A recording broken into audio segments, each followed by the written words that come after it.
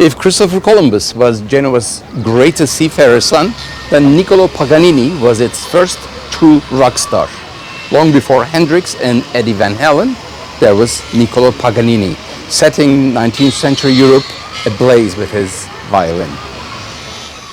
He didn't just play the violin, he transformed it. People said he played faster than the ear could follow, that he summoned sounds no one had ever heard before.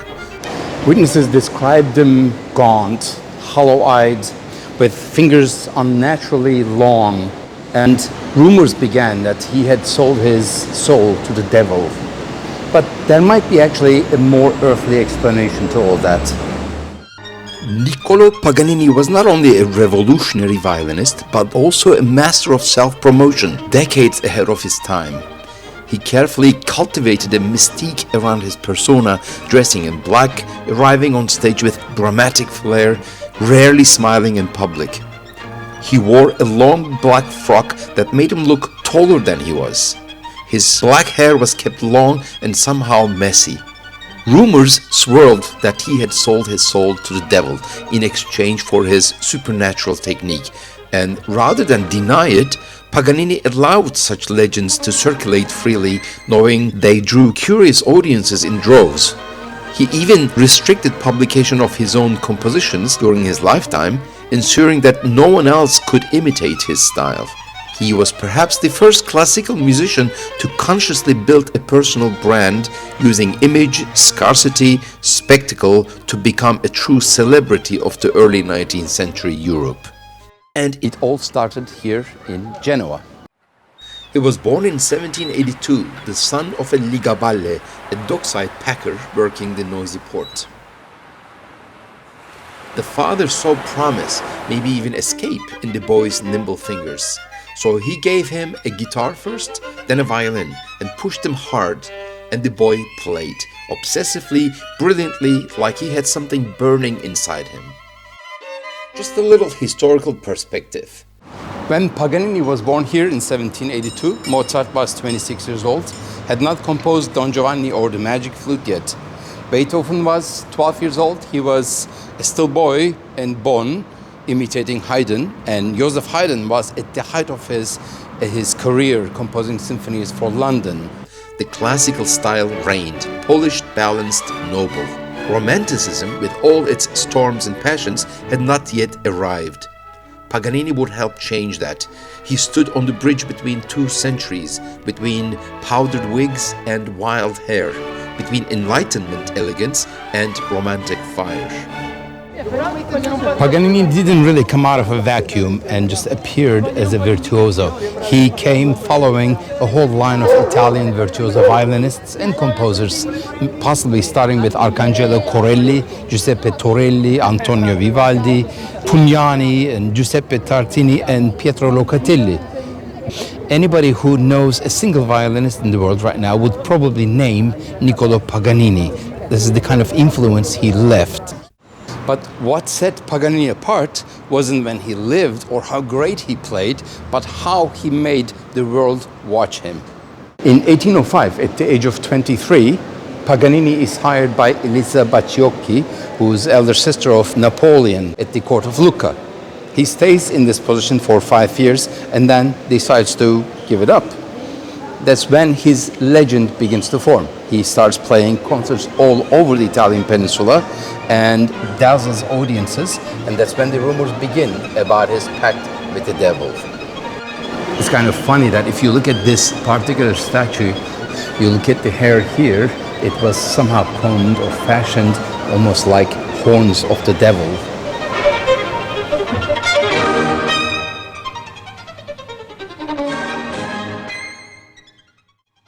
In 1828, at the height of his fame, he climbed into a carriage in Genoa and began a tour that would take him across Europe. First, Vienna, where he played 14 concerts in just under 4 months.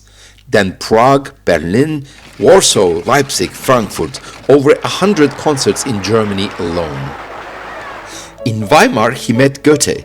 In Leipzig, he played for young Clara Wieck, who would later marry Robert Schumann. And in Warsaw, a young Chopin heard him play, and was so moved he composed a piece called Souvenir de Paganini. But it was in Paris where his superstardom burned brightest. In 1831, he arrived and stunned the musical elite, Rossini, Berlioz, and the young Franz Liszt, who would later say Paganini changed the course of his life. In a way, he would become the Paganini of the piano.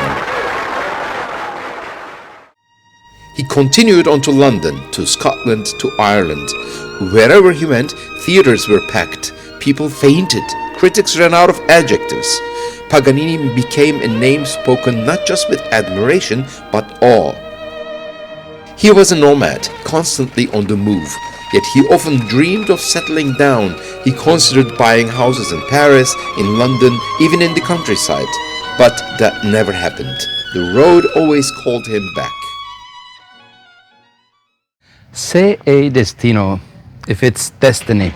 I have been sitting on a wall overlooking the Mediterranean in the old town center, Palacio of the city of Imperia. And it's a beautiful convent from the 15th century. And on the wall, somebody had written, Se è destino, if it's destiny. Paganini was certainly destined to be the most famous violinist ever. But he also was destined for a life of misery and pain. As a child, he would be beaten by his father if he didn't practice long enough. He'd be locked up, denied food.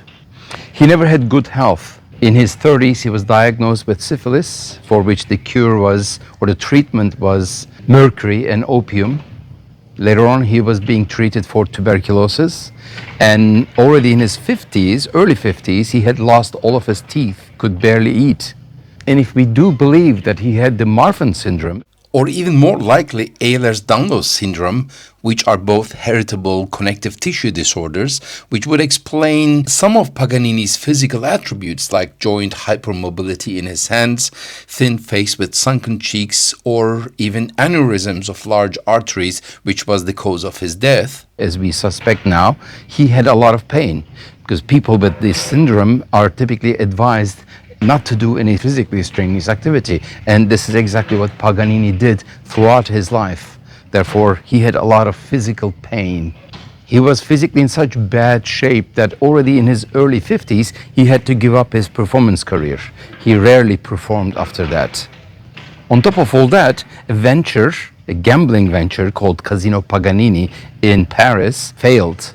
And it brought with it a whole bunch of financial and legal troubles, so much so that he could not wait to get out of Paris. In 1839, he left Paris, he went down to Marseille and then to Nice, where he died in 1840, May 27th. His adventure, though, seems to have lasted another 56 years, because a week before he died, he had refused the last rites, maybe thinking that it was too early, and he had refused sacrament, because of which, and possibly also because of the rumors that of his association with the devil, he was denied a Catholic burial in Genoa. They didn't even allow him to be brought back. So the first 4 years he was in Nice, and then it was allowed that he was brought to Genoa. He was brought to Parma in 1876, and only in 1896, 56 years after his death, he was buried or reburied here at this monument in Parma, at the Cimitero della Villetta. Paganini left his most beloved possession, his Guarneri del Gesù violin, to the city of Genoa. He called it Il Cannone, the cannon, for its powerful sound. Il Cannone now resides here in Genoa at the Palazzo Doria Tursi. Let's see if we can actually visit it. Let's go. I am very excited. I am not sure if I can film in there, but I will try to. You can imagine, this is actually the only tangible connection to the man. Something that he actually touched, used, played on. Because everything else is gone. Okay, so this is the municipal building. And even though the exit of the museum is right there, the entrance is outside on the main road. So, see you in a minute.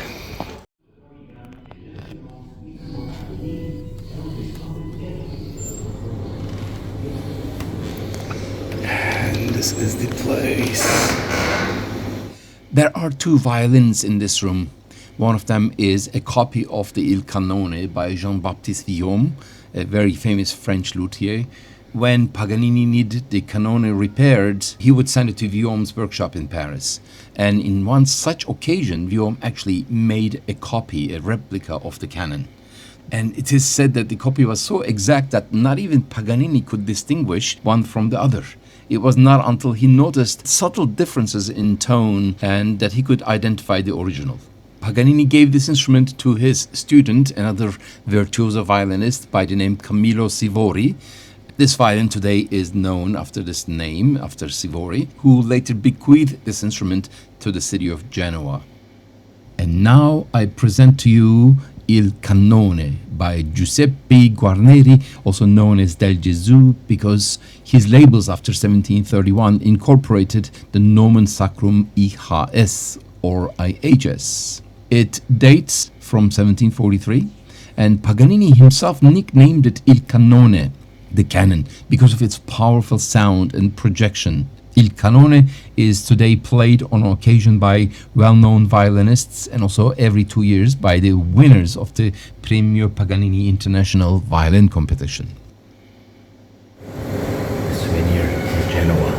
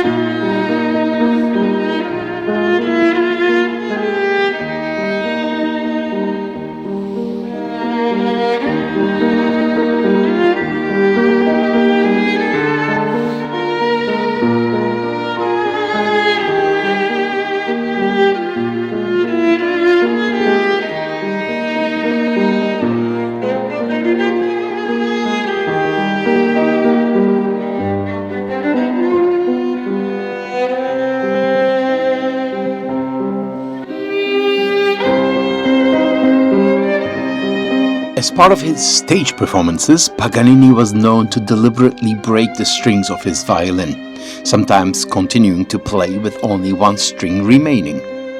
This was not only theatrical, but also a striking display of his technical command of the instrument and excited the audiences, certainly. In 1818, he composed a work based on a theme from the opera Mosè in Egitto by Gioacchino Rossini, and this is now commonly known as the Mosè-fantasia. This piece is written to be performed entirely on the G string, pushing the expressive and technical limits of the violin. In that spirit, I decided to attempt this piece on an instrument fitted with only a single string. This, however, proved to be full of challenges. With 3 strings removed, the bridge, normally held firmly in place by the tension of all 4 strings, became unstable and could shift sideways under pressure. The instrument also lost some of its natural resonance, which affects both tone production and also intonation. The sound became noticeably duller and maintaining pitch became significantly more difficult without the sympathetic vibrations of the other strings. Nevertheless, here's the introduction to the Mosè-fantasia performed on a single-string violin.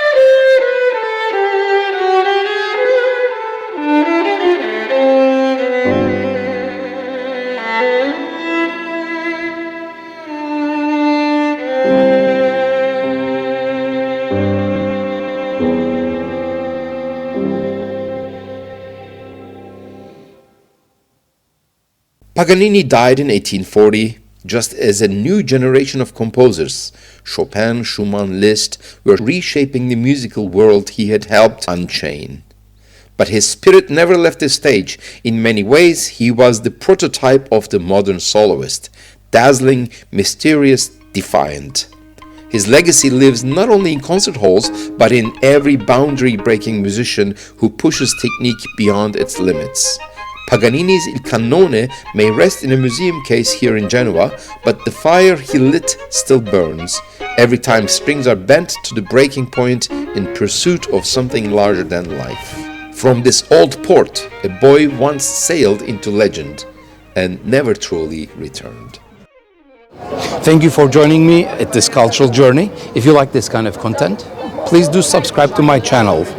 If you like classical music, music history, composers, their lives, and hear interesting stories about them, woven with the local architecture, history, and even poetry, please join me in one of my musical tours in Munich, Salzburg, or Augsburg. Here's the link for my webpage. I hope to see you at another cultural journey. Until then, be well.